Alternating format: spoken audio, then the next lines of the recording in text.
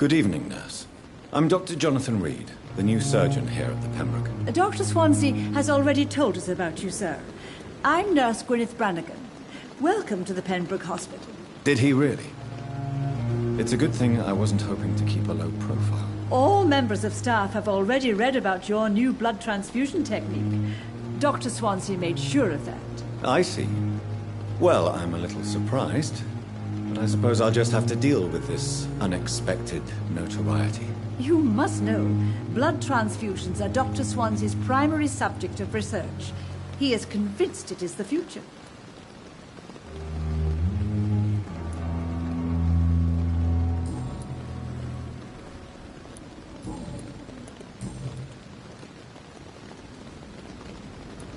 How are things here? Not good, to say the least. We're struggling against an invisible enemy, more lethal than any bullet from a gun. It's hard, Doctor.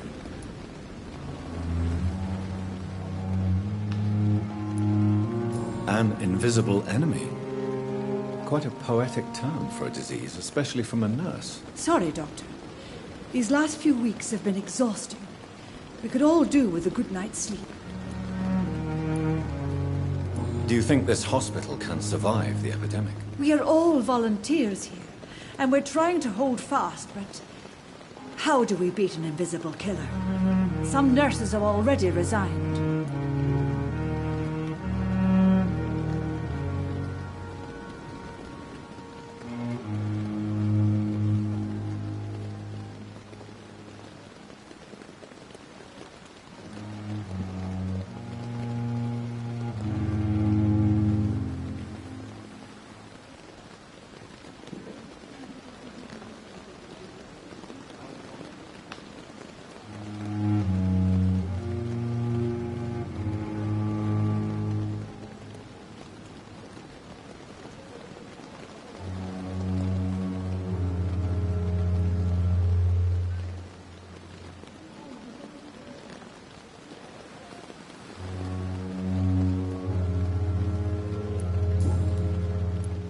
I'm not familiar with all the staff yet.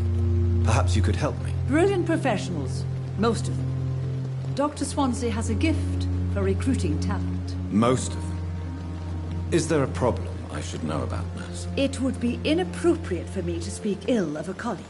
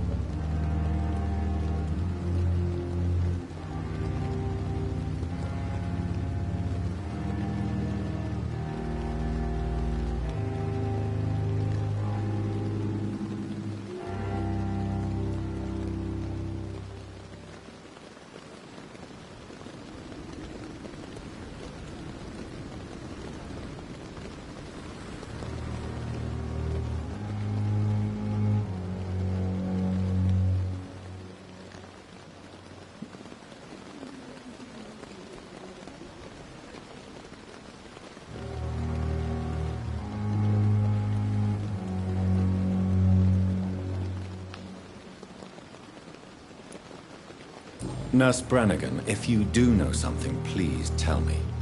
Anything you say will be held in confidence. No. I may disagree with some conduct, but in the end, everybody is doing their best.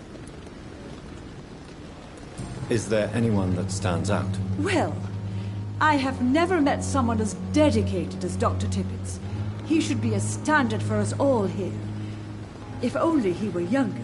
Why should his age be a problem? I guess it's fair to say he's always pushing himself to the limits. He just doesn't know when to stop and get some rest.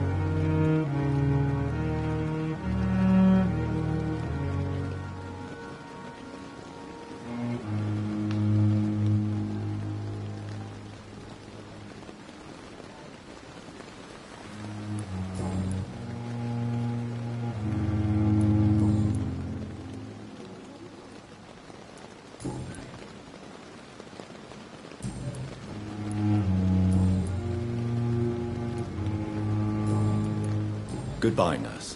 Call me if you need assistance.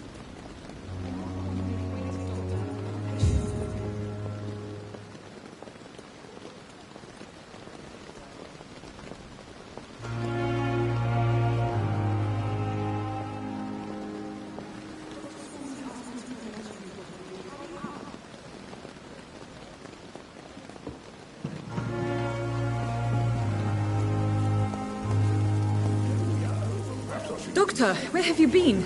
I've little time to play hide-and-seek with new staff members, no matter how illustrious they may be. I apologize, nurse.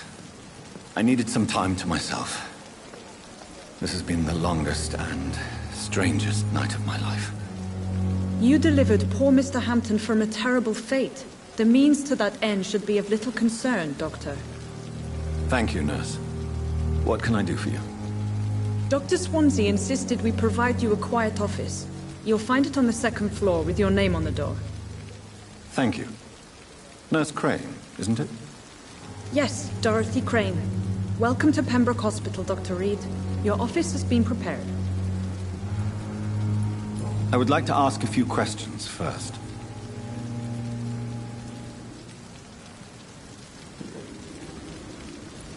And Mr. Hampton, the patient we brought in, how does he fare?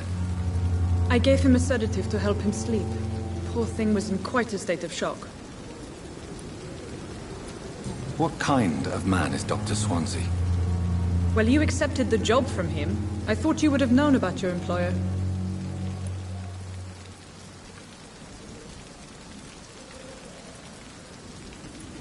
It's right to assume Dr. Swansea knows far more about me than I do about him. You'll get to know him soon enough, and better than me. The administrator has better things to do than mix with us. Apologies, I've only just met him the once. This is sudden. I've only just returned to England. Dr. Swansea is a brilliant surgeon and the most compassionate physician. If you could point me in the direction of my room again, nurse. Second floor of the hospital, left after the stairs. It's the last vacant office at the end of the corridor.